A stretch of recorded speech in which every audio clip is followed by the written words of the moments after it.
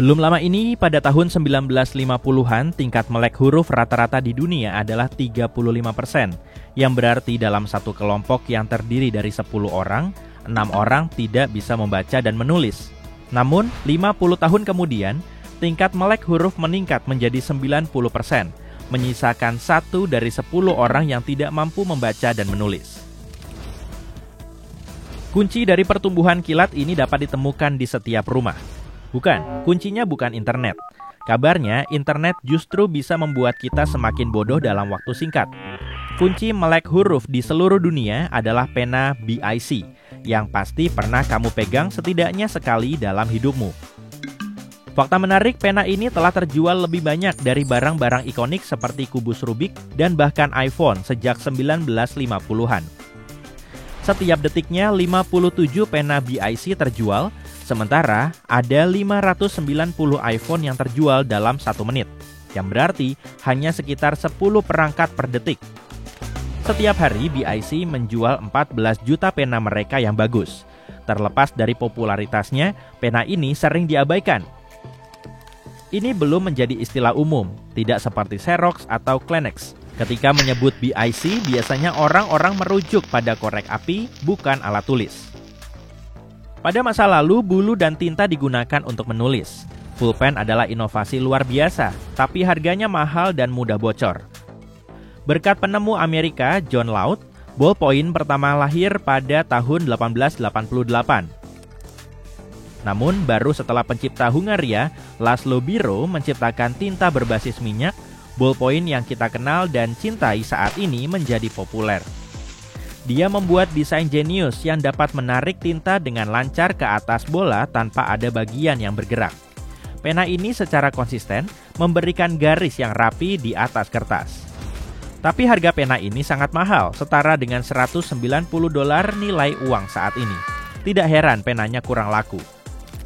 Pada masa itu hanya sekitar sepertiga dari masyarakat yang bisa membaca dan menulis.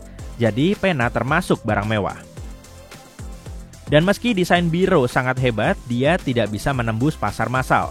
Pengusaha Prancis Marcel Bich melihat potensi dalam pena Biro dan membeli hak patennya, sehingga lahirlah Bic Cristal pada tahun 1950. Dengan bola baja yang presisi dan harga yang terjangkau, Bic Cristal menjadi alat tulis yang wajib dimiliki para penulis di mana saja. Namun, meskipun pena BIC telah bantu mengurangi tingkat buta huruf, ada penemuan sederhana lain yang mungkin lebih signifikan. Yang mengejutkan itu adalah kontainer pengiriman. Kamu mungkin belum pernah mendengar nama Malcolm McLean, tapi orang inilah yang menciptakan kontainer baja standar yang bisa ditumpuk di kapal, kereta, dan truk. Pada tahun 1937, McLean memiliki ide jenius ini, tapi butuh waktu hingga tahun 1966 sampai pengiriman peti kemas internasional benar-benar populer. Ada banyak peristiwa penting dan kebutuhan akan transportasi pasokan yang cepat dan efisien meroket. Pada akhir tahun 1960-an, McLean telah menghasilkan $160 juta dari bisnis peti kemasnya. Penemuan ini tidak hanya menghemat uang, tapi juga menghemat waktu dan tenaga kerja. Sebelum ada peti kemas, semua harus dimuat dan dibongkar dengan tangan. Sekarang, berkat penemuan McLean, semuanya menjadi lebih mudah dan otomatis. Menurut para ahli, dampak peti kemas terhadap kehidupan kita sangat besar. Benda ini membuat dunia menjadi lebih kecil dan ekonomi menjadi lebih besar. Berkat peti kemas, kamu membayar lebih murah untuk produk sehari-hari. Katakanlah kamu berada di Amerika Serikat dan kamu membutuhkan sesuatu yang diimpor dari Italia. Pengiriman udara masih sangat mahal, jadi itu bahkan tidak masuk dalam skenario. Sekarang, bayangkan sebuah kapal hanya dapat mengangkut 5 peti kemas. Masing-masing berisi 20 produk. Totalnya ada 100 produk. Katakanlah pengiriman ini akan menelan biaya $100 yang akan menambahkan setidaknya $1 ke harga akhir produkmu. Tergantung pada seberapa serakah distributornya. Tapi jika peti kemas bisa ditumpuk, kita bisa menambah baris kedua dan bahkan ketiga yang akan mengurangi harga. Kamu masih harus membayar untuk kapalnya. Harganya tetap $100, tapi kamu mengangkut 200 atau bahkan 300 produk jika bisa menumpuknya. Oke, ini contoh imajiner dan sedikit mengada-ada. tapi kamu mengerti maksudnya. Kenapa peti kemas begitu penting? Nah, pena BIC terkenal yang mengurangi buta huruf itu harus dikirim ke seluruh dunia, bukan? Dan ini bukan hanya tentang pena. Karena kita hidup di era globalisasi, kita sangat bergantung pada transportasi yang cepat dan terjangkau untuk makanan, pakaian, dan bahkan spons. Perkenalkan, Aaron Krause, orang jenius di balik keajaiban wajah tersenyum Scrub Daddy, spons dapur yang viral di TikTok. Aaron beralih dari memoles mobil dengan buffing pad dan menciptakan spons pembersih yang revolusioner. Orang tuanya, yang keduanya adalah dokter, tidak terlalu senang saat dia mengesampingkan ide bisnis cuci mobil untuk mengejar mimpinya sebagai pembuat spons. Suatu hari, Aaron sedang membersihkan mobil dan dia merusak bagian luarnya. Tapi alih-alih menyesali nasi yang sudah jadi bubur, ia justru menciptakan rangkaian bantalan penggosok dan pemoles. 3M menganggap idenya begitu keren hingga membeli perusahaannya pada bulan Agustus 2008. Tapi mereka tidak menginginkan spons yang dibuat Aaron, jadi spons itu dibiarkan di pabriknya. 5 tahun kemudian, Aaron sedang menggosok piringnya dengan spons sisa tersebut.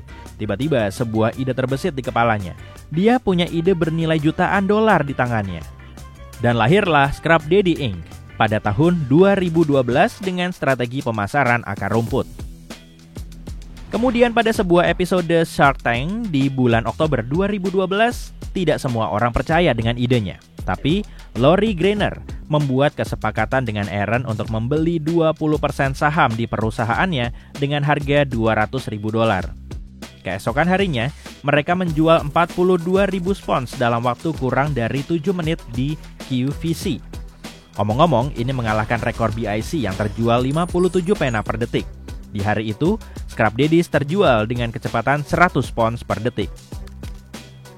Aaron menjual banyak sekali spons, tapi dari segi kuantitas, sulit untuk bersaing dengan baterai yang sederhana. Hanya di Amerika Serikat saja, orang-orang membeli sekitar 3 miliar baterai setiap tahunnya. Ngomong-ngomong, baterai sudah ada lebih lama dari yang kamu kira.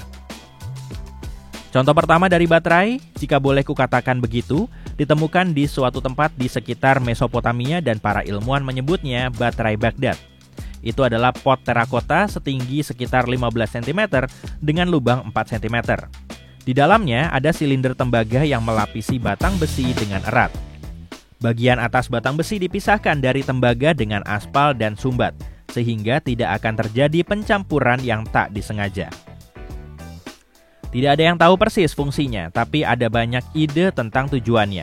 Dari electroplating, yang berarti meletakkan lapisan suatu logam seperti emas ke permukaan logam lain, hingga menyimpan manuskrip suci atau bahkan membuat acar sayuran.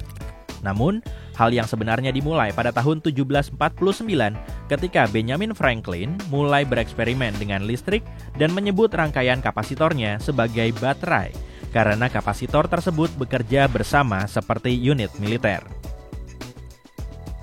Setengah abad kemudian, pada tahun 1800, fisikawan Italia Alessandro Volta menciptakan baterai elektrokimia pertama yang dikenal sebagai tumpukan volta.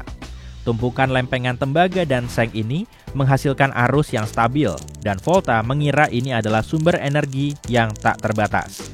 Peringatan spoiler, ini tidak benar. Baterai tersebut tidak bisa digunakan untuk menyalakan apapun, tapi berkat penemuannya kita bisa memiliki daya portable.